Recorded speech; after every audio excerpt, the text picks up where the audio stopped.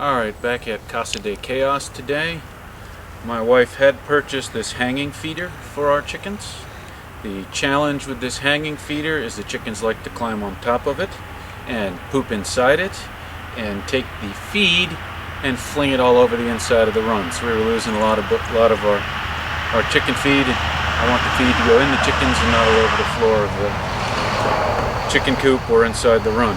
Think piñata. Think tetherball. So instead of this one, which you still got chicken poop all over, because chicken's creative, I'm going to follow Rob Bob's guide.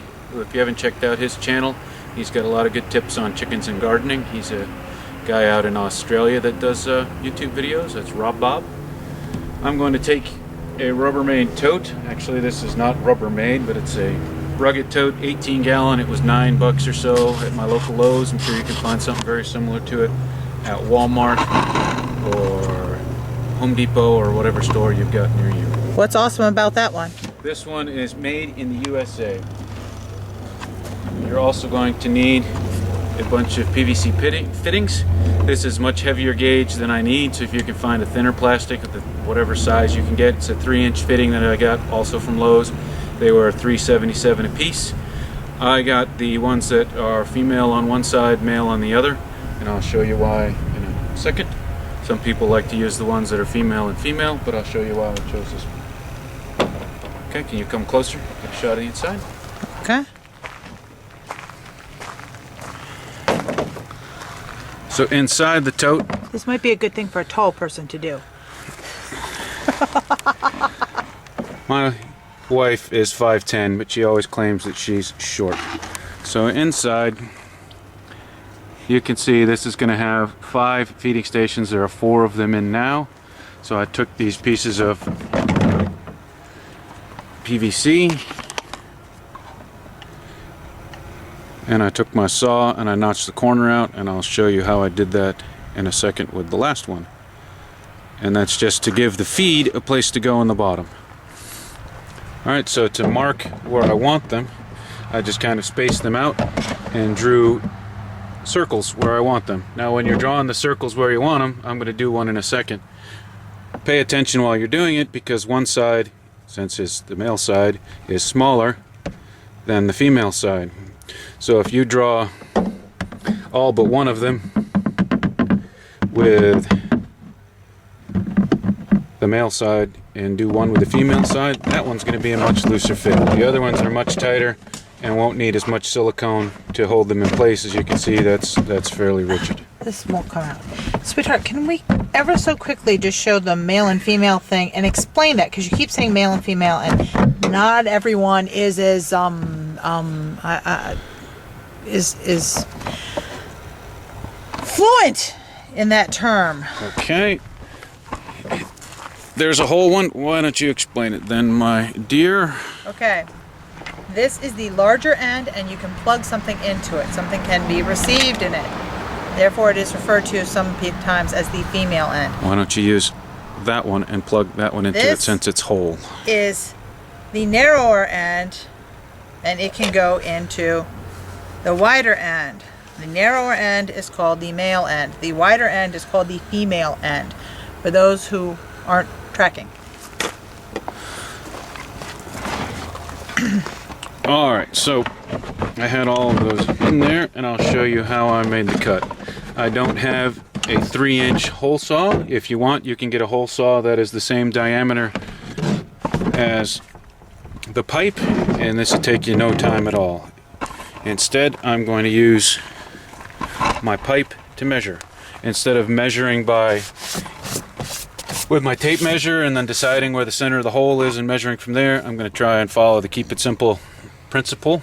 Make sure I use the male end, and I'm just going to set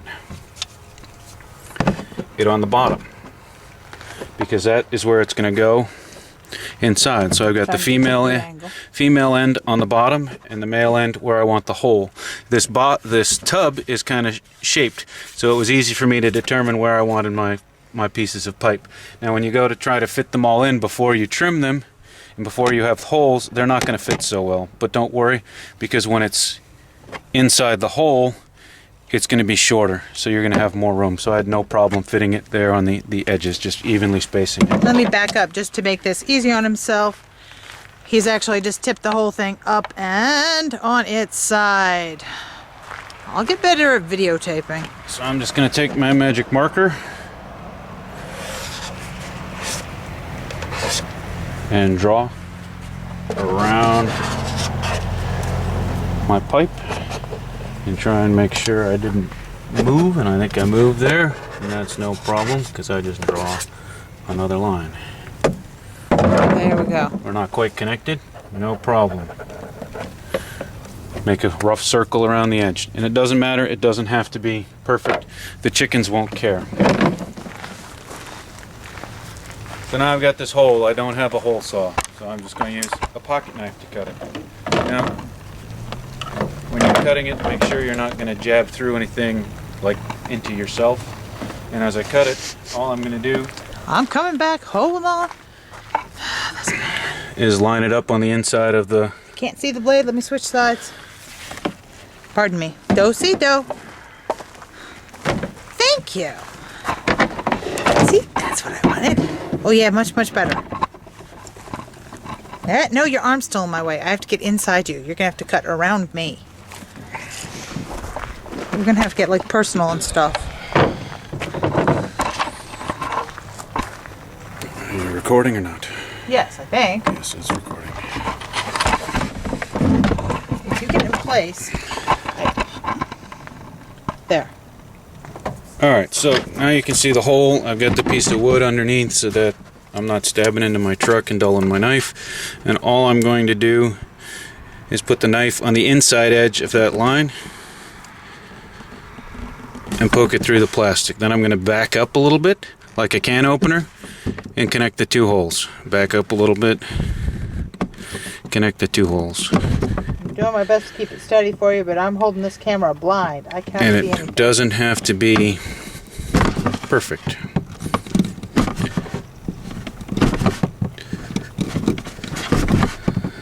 So when I get so that I'm about halfway, I'm going to flip over the other side and do the same thing.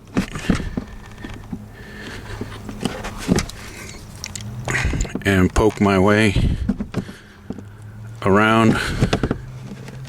Are you going to play connect the dots? Yes, I'm connecting the dots. So just applying enough pressure for the knife to work its way through.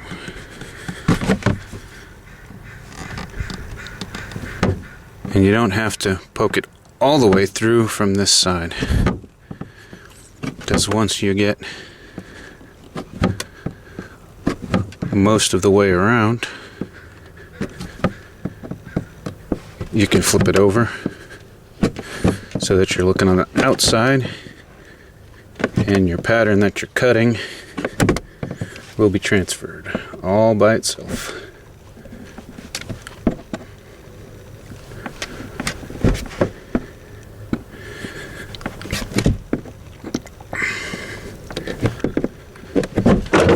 Alright, so I'm most of the way around. Yeah, voila. So now you can see where the little spots are that I need to connect. I have to get in the truck or something. This is again a tall issue. It's not a tall issue.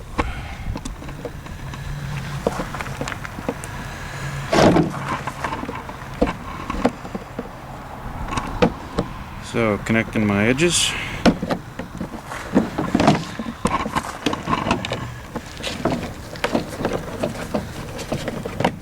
And it's done.